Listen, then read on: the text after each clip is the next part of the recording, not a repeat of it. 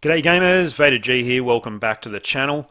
Well, in the last few hours, this update V640 has gone from probably being one of the most boring looking updates, to be perfectly honest, in quite a while, to probably the most exciting update for ages. For me personally, for a couple of years at least.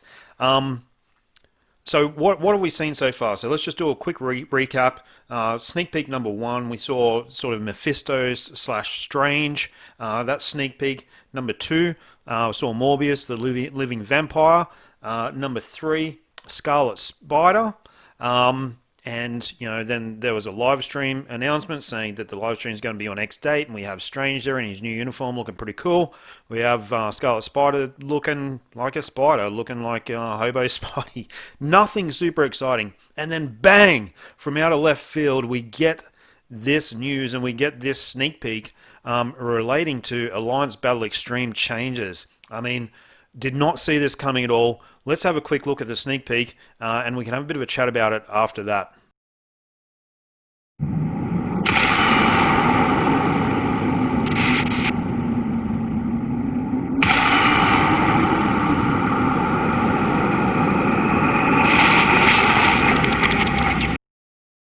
I mean, wow! Could that sneak peek come any more out of left field?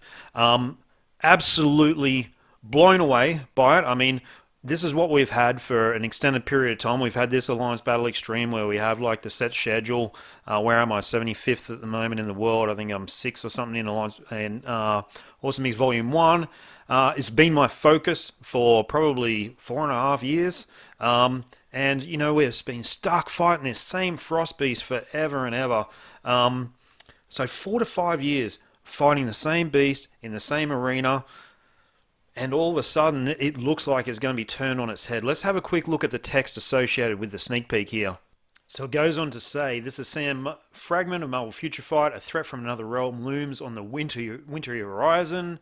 All agents will be needed to stop the approaching blizzard, so definitely, Jotunheim sort of stuff.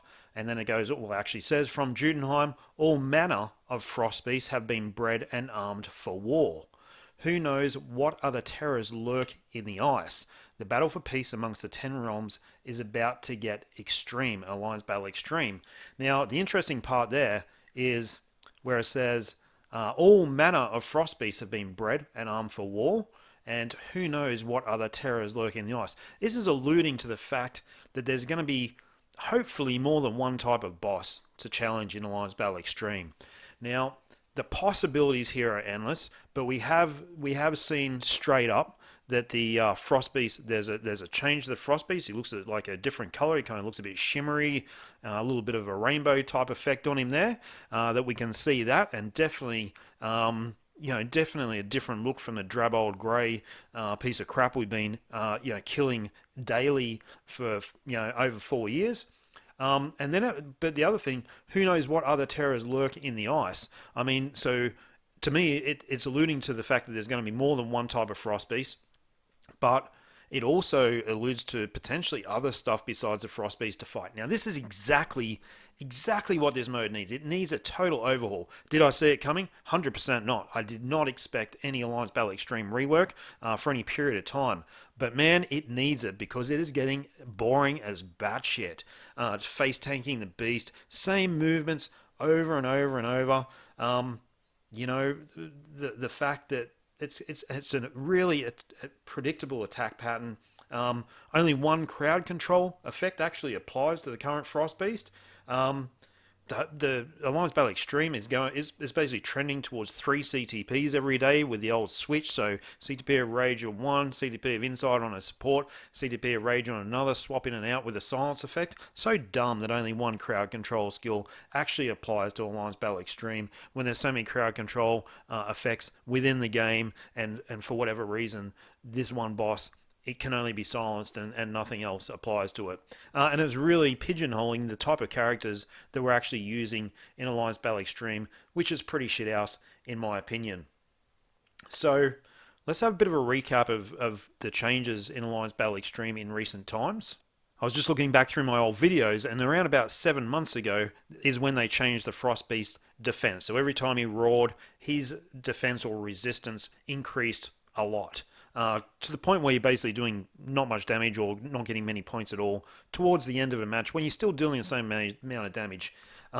Which I thought was a really lazy rework. And I think I did a video back at that point in time saying ABX a missed opportunity. Really disappointed with what had happened 7 months ago. So this is really a chance for Netmarble to redeem themselves, in my opinion. And let's talk about the possibilities or what sort of stuff could actually happen. Now, I'm trying not to get too hyped because I'm not sure what's going to change. I'm not sure if it's just a, worst case scenario, it's a visual upgrade and it's kind of blur, right? But some other cool stuff really could happen. Let's have a quick chat about some of those possibilities of what might happen in Alliance Battle Extreme. Firstly, let me just start off with the fact that I think, I'm suspect of the actual motivations. Now, look, I'm really happy that there's going to be an Alliance Battle Extreme rework, but I'm also very mindful that lots of Alliance Battle Extreme whales, and I would consider myself an ABX whale, but not. I'm not at the full height of whaleness, right? But look at my Namor here. What do we got? We got some ridiculous amount of Odin's blessings. So yeah, okay, we've got 19 Odin's blessings on him.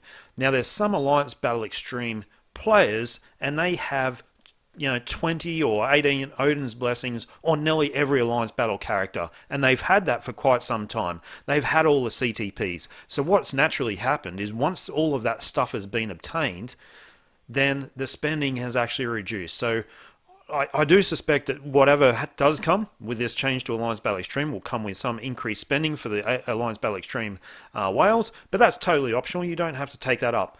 Now, something that has definitely come into the game recently is that the bosses are having different resists or different...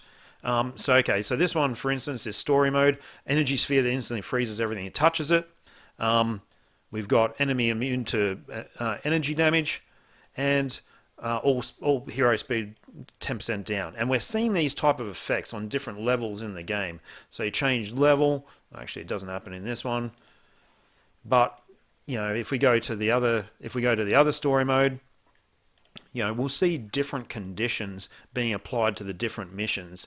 And this is something that's become a bit more consistent in the game. So what we've got here is, chilling agent, enemy immune to cold damage or has increased cold resist, and what's this last one? Has a chance to remove active buffs from a hero when hit. Now I'm expecting something pretty similar to this. Different buffs for the beast. And different conditions to actually enter. Now, we've kind of got that already. So, for example, on Speed Hero Day, the beast has really high dodge level. On No Restriction Day, the beast has barrier. On Blast Mail Day, it has a barrier as well. So we've kind of got this a little bit already. But what I'm expecting is a bunch of different frost beasts and potentially other villains or other bosses to actually pop up in Alliance Battle Extreme with different conditions and significant conditions which hamstring certain characters and make only a handful of characters actually viable, but probably more characters than what are viable at this point in time. And we might be able to revisit some of these quite powerful characters that aren't really utilized too much in Alliance Battle Extreme due to the stupid silencing effect. I can't think of any off the top of my head, but they're there. They're there. We're using certain characters because they can silence, and we're using others because they can't. We also know that certain characters have really powerful crowd control effects, and they're just no use in Alliance Battle Extreme in its current form. So that's what I'm expecting. I'm hoping that the different types of beasts are vulnerable to different types of crowd control. And maybe even that may change. I'm expecting it to change daily, but they could have a rotating roster on a month by month. Could we get an extra week of Alliance Battle Extreme conditions? Yeah, of course. We could go from 2 weeks to 3. We could go from 2 weeks to 4 weeks. And that would all deliver the desired result for Netmarble of increasing profit because people will spend more, and also probably for the player base because it's increasing the variety in the actual mode itself. So Look, I have no idea. I'm only speculating. Guys, let me know what you think in the video below. I'm certainly pretty hyped about it. Initially, I'm thinking, oh god, here we go, cash grab. But the more I think about it, it really needs it. It's terribly overdue for a rework. And let me know what you guys think. What do you also think about the actual rewards? Do you think there'll be any change in rewards with this change in mode? And are you looking forward to the? Are you looking forward to the change? Are you not? To me, this has endless possibilities. There are just endless possibilities that Netmarble can actually pull off in this update with this change to Alliance Battle Extreme and make the mode great again and really attract players. And that's what I'm most excited about, attracting players back to this really cool mode, which is an Alliance focus mode rather than an individual focus mode. So I don't know, bring it on. I can't wait to see what's happening. Guys, I've got the APK file coming in a couple of days. Stay tuned. I'll be right into this stuff, I can guarantee that. All right.